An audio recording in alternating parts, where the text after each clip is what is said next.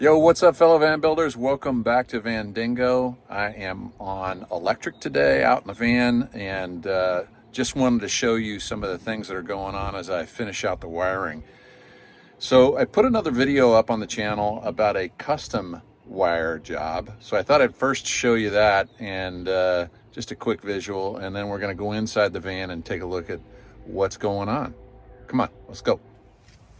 All right, so here is that custom wired outlet to bring 110 to the outside of the van so we can plug in our e-bikes. That was fun. And then going down to the Victron componentry and to the AC distribution box, I ran wire up through here. This is the 3-wire for just 110. Ran it down this side, tucked it in there along here, and out here is going to be the galley 110. So that is a dedicated circuit, and the reason for that was because it's set up for an induction cooktop, if that's the direction I'm going to go, which I believe it is. So got that done. So if we come back over here on the bed side, sort of the shower wall, I've got this set up temporarily. It's a 110 outlet, and it's, as I said, it's temporary, but I'm going to put it up there just to make sure I've got everything wired and working. And I've got it junctioned to another 3-wire for 110, another outlet, which will be our third and final outlet, I believe, inside the van. I got one outside the van as well. Then I'm going to bolt up right here. So there'll be an outlet coming out right there. Now for this one, I took this B-pillar cover off. I'd already had the DC to DC positive and negative running to the DC to DC towards the back of the van, and then connected up under the battery. But then I put this 3-wire down through here as well. That was a bit of a bugger to make sure you can get it to clear and get it to clip back in, but it works. And so I'm going to show you all on this video just how I'm going to mount this on the side of here. And I've thought about, don't know if I've got it perfect, but I thought about, there's probably going to need to be a reason to raise this floor up somewhat, because when you swivel the seat around, your legs hang way down here. So this outlet can go here, plus there's an opportunity for me to mount a bit of a step, as it were. I'll just have to customize it around that outlet when I put it in. But 3 total outlets will be in the inside of the van. So it was important to me to pay attention to, not getting in the way of this bracket, because this is from White Top Adventures. This is the Lagoon table bracket that allows the Lagoon table to mount to this. So I got plenty of room. That's completely out of the way of where that will go. So let me just show you how I get this baby mounted up and powered up. And the plan is, I've marked a couple holes in here to drill these holes and then drill them through this seat pedestal. Then in these holes, I'm going to put riv nuts and then screw in through here and connect with the riv nuts on that side. So that'll hold that there. And then I'll drill using a dozer bit. I'm going to drill a hole through here, and I'll bring the 3-wire up through that hole in the back. Now I've already, on this side of the pedestal, out on the driver's left side, you can take off the, fuse panel off. Well, I'll just show you. Fuse panel door. Take that fuse panel off, and then I took a flashlight and I pointed it in through there, and I can see I've got plenty of room where I can cut a hole and fix this box up there. So I've thought about maybe putting some sort of soft material down here to stop any kind of, I don't know, noise or rattling that might make. But I think if I've got 2 bolts going through the riv nuts on this side, it should secure it nicely so I don't have a problem or an issue to worry about there. So that's the plan. There's going to be a bunch of metal flying here, and you're going to want to get that vacuumed up very quickly because like I've said in many other videos, and if you've looked at other folks on the World Wide Web talking about van builds, you can get metal that gets deposited into your floor and starts the rust process. So get that stuff up quickly by way of vacuum, and make sure you don't run into a problem there. So, all right, I'm gonna just get going, and I'm sort of eyeballing, just doing it halfway here to halfway here. It doesn't have to be precise, because I do sort of envision this covered with a step, and if I have to take this off and move it out here, it's no problem. For me, just getting it wired up and powered up now is important, so I make sure everything works in the van before I close in the walls. Same with plumbing. I'm going to do the same process. So we'll get in here. All right, gang, well, I cut the holes thinking I was recording, but I've got them marked in here. I measured using a tape measure both sides, and I put guiding marks in case my hand got a little wobbly when I was cutting out the holes. This is my riv nut. It's too small, or the hole is too small, so now I need to go to a larger bit and make those holes larger. Let's see if we can get the riv nut in.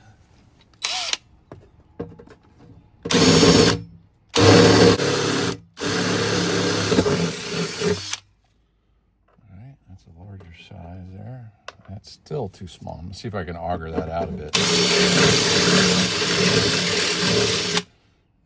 Next thing is probably going to a step bit. I will say the thing about a step bit is that you can go, there's a point of going too far. You gotta be real careful. So the step bit's on there now.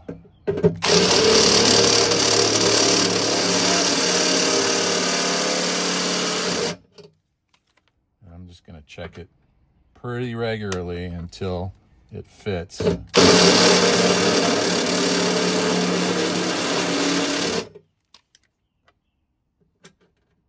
close on that one. Yeah, that's it right there. Okay, so that's as far as you want to go for sure on that one.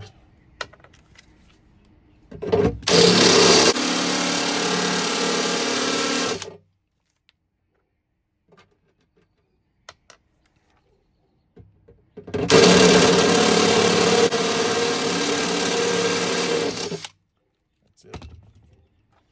Okay, I'm gonna quickly get this thing vacuumed up.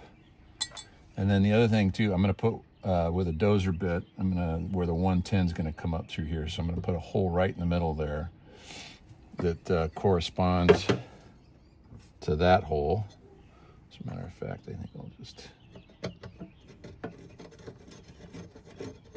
make the mark right now. So that is where we're gonna drill the dozer bit hole. A step bit will also do it. So maybe we'll just do it with a step bit. Let's see, step bit's big enough to do it. If I put this here, and look at the width. Yeah, that should do it. Let's see. I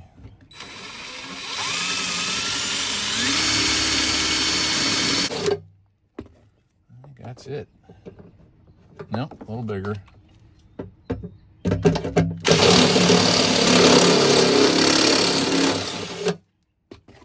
But that's it.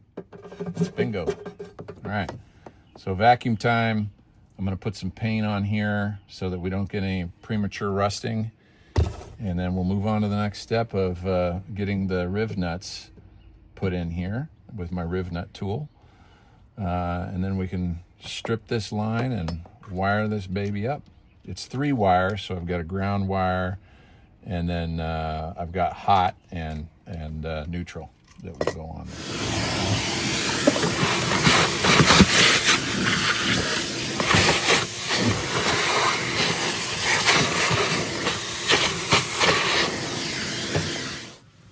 All right, we're gonna do the trusty old Krylon and Q-tip method here. Highly recommended.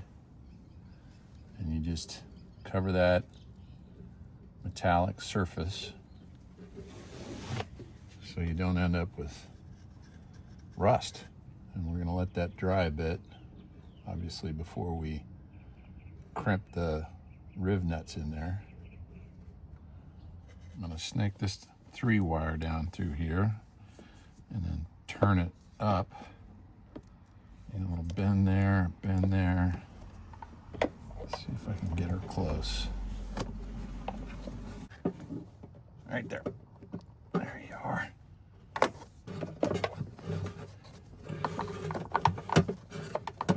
All right. And that should be plenty to do what we need to do. All right, next step.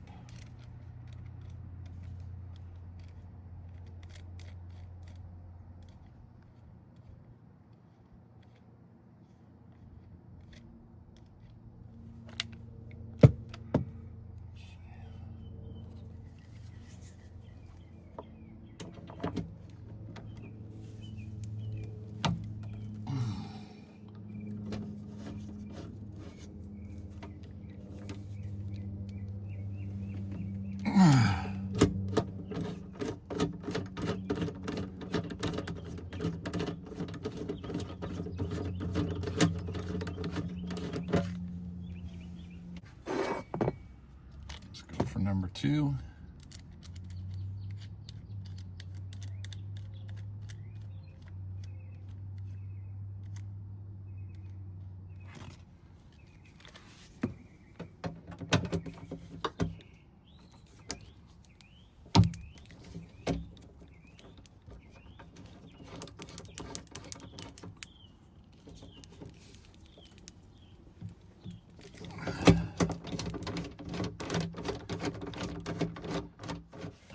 To use a piece of wood just underneath to strip this wire back, just because you're using a skill knife, so you gotta find your spot in here. There's 3 wires, so you want to come in 1 wire. There we go.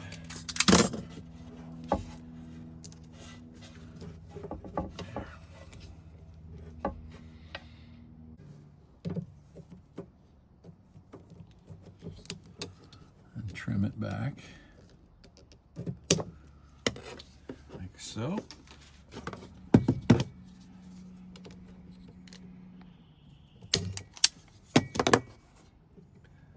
Through these riv nuts.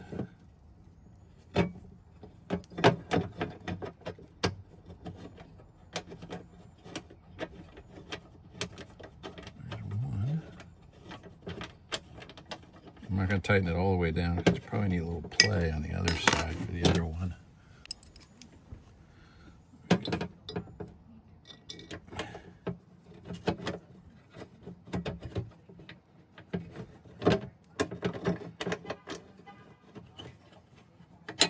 Okay, back this out a little bit. It's not quite wanting to line up. It's fighting me a bit. Let's see.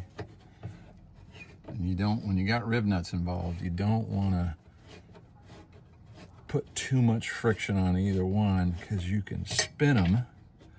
So in other words, sort of line them up. You want your holes as straight as they can be, but then you got to line them up in terms of the width of this box, putting pressure on the screws, assuming you got the screws in at the right angle. And then you don't want to gorilla tighten, which I tend to do, the riv nuts or the screws in here, because you can just sit there and spin the riv nuts, and you don't want to do that. So I'm going to stop right there. And if this gets loose while I'm driving around, I can go back in and I can sort of tighten this up again. But over cranking it, you'll just spin those riv nuts and you got a disaster on your hands because they're just spinning in there and useless. Which ruins the whole point of what you're trying to accomplish. All right, I won't bore you with this, but I'm going to put these back together and get that baby in there. All right, I find myself doing that far too many times. So this is super sturdy on there, and that's nice and tight. put these back in correctly. This is a neutral, ground, and hot. And then we're gonna just push this back in. And this is just screwing the outlet into the box. Okay, we don't have anything trimming this out, right? You would have wall panel around this in a normal wall, but if you wanted to, you could, which I'm just gonna go ahead and do. Hopefully this is simple.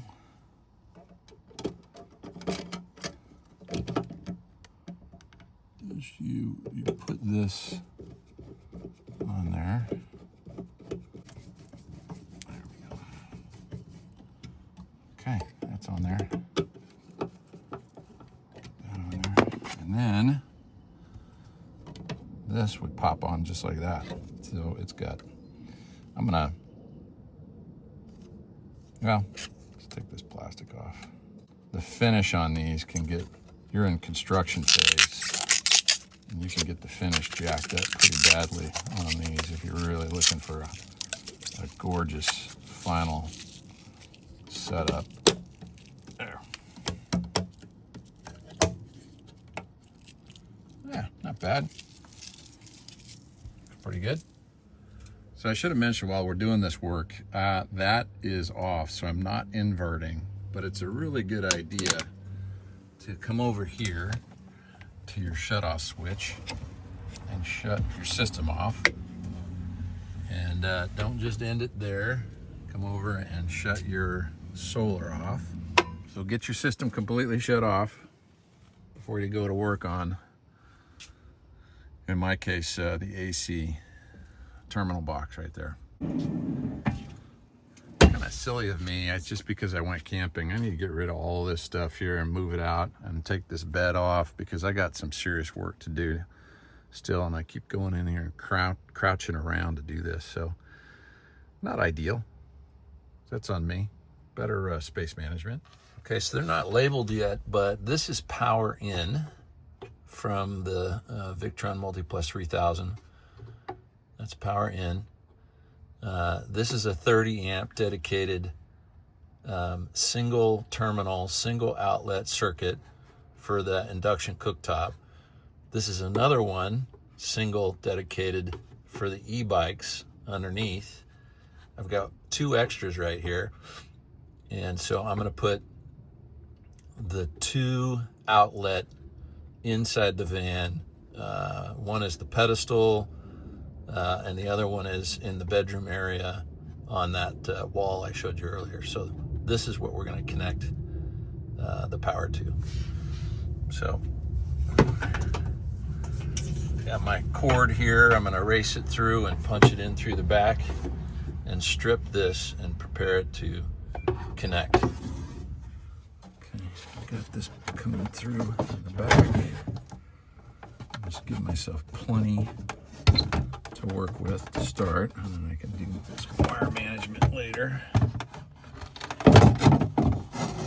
Put it back in here.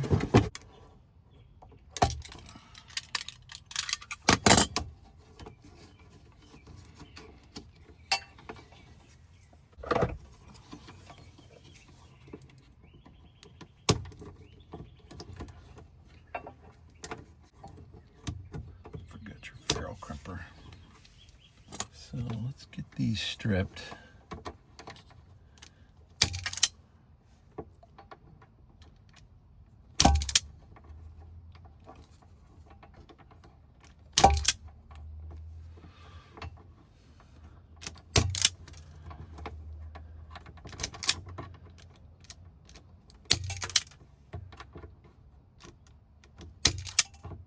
Not taking enough off here. There we go. Let's get our ferrule on there and get it crimped.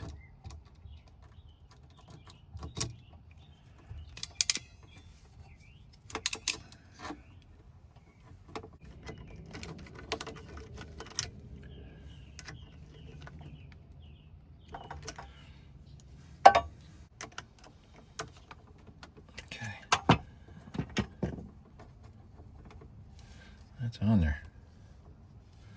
So there's a little hook, like a little V, and there's a metal thing on the back of this.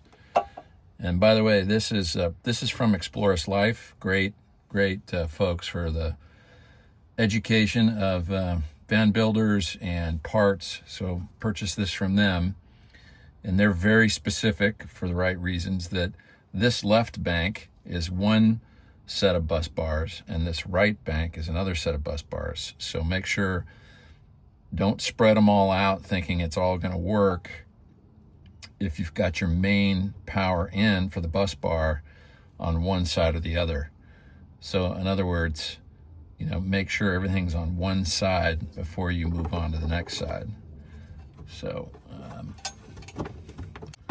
and then we just put this one in with that V first until it connects, and then you push it up in its spot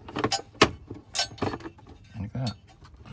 And it's off right now, so that's in there connected. Okay, so we're gonna put these on here, put these ferrules on.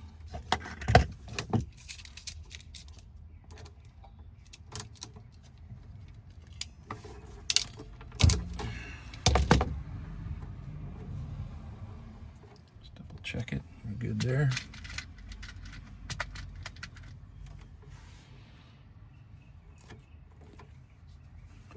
Put this ferrule on the ground,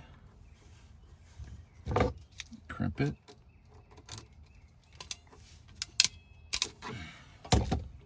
Check it, okay. So again, we're gonna put ground in the back.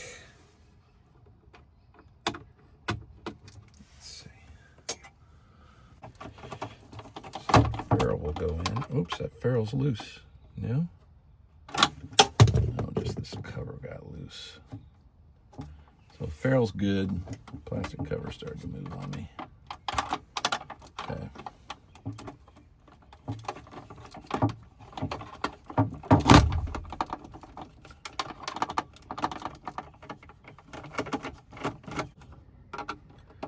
Neutral wire right here.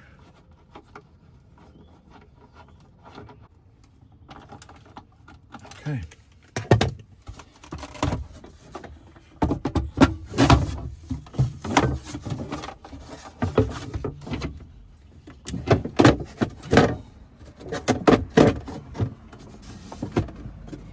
We can now power up the system.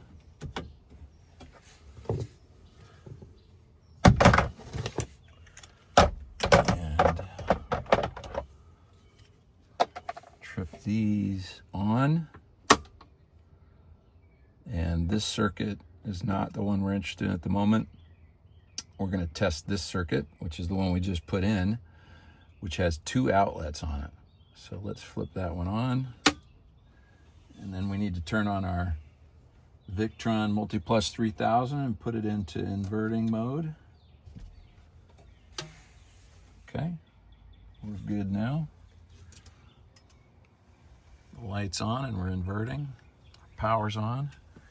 These 2 circuits are on. So AC into the bus bar plus the circuit we want to test. All right, let's do the trusty shop light.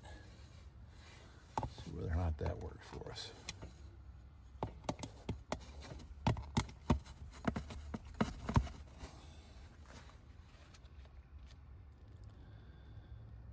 And look at that, nice.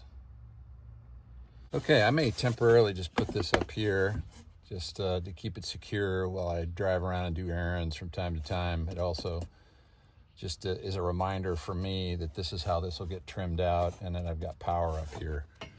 So that's that one. Let's check the other outlet. All right, first thing we do, we need to set it.